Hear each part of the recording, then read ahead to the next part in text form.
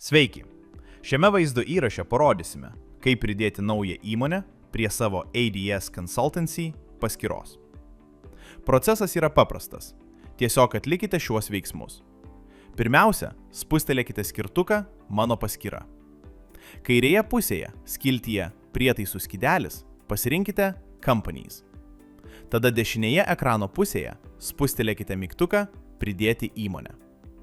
Atsidarys forma, kurioje galėsite įvesti visus įmonės duomenis. Pradėkime nuo skilties Pagrindinė informacija, esančios kairėje pusėje. Siuntimo numeris. Jei kas nors jūs rekomendavo ADS Consultancy, įveskite jo referalinį numerį. Jei ne, palikite šį lauką tuščią. Įmonės pavadinimas.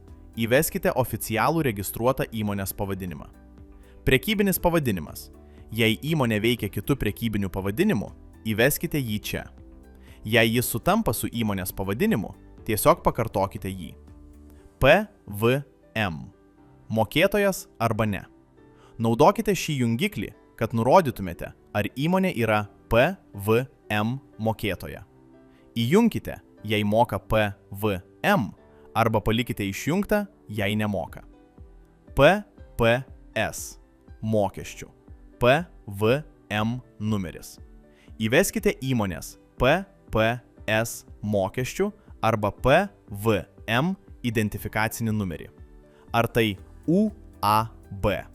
Įjunkite šį jungiklį, jei įmonė yra ribotos atsakomybės Limited. Jei ne, palikite išjungtą.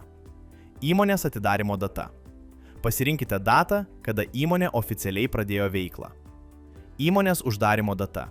Jei uždaryta, šį lauką pildykite tik tuo atveju, jei įmonė jau nutraukė veiklą. Jei įmonė aktyvi, palikite lauką tuščią. Finansiniai metai. Pasibaigė. Įveskite datą, kada baigėsi įmonės finansiniai metai. Dabar pereikime prie skilties Kontaktinė informacija, esančios dešinėje pusėje. Įmonės telefonas.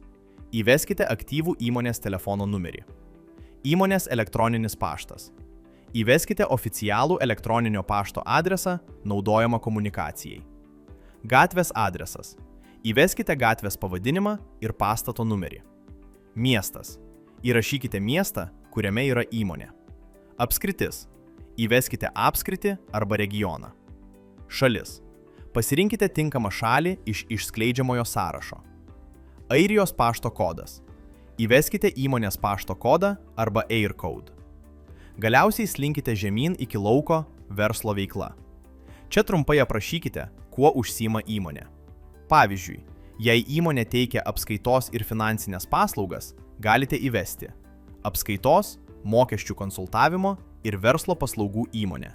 Apskaita, auditas, mokesčių planavimas, įmonių steigimas. Įsitikinkite, kad aprašymas yra trumpas, aiškus ir tiksliai nusako pagrindinę įmonės veiklą.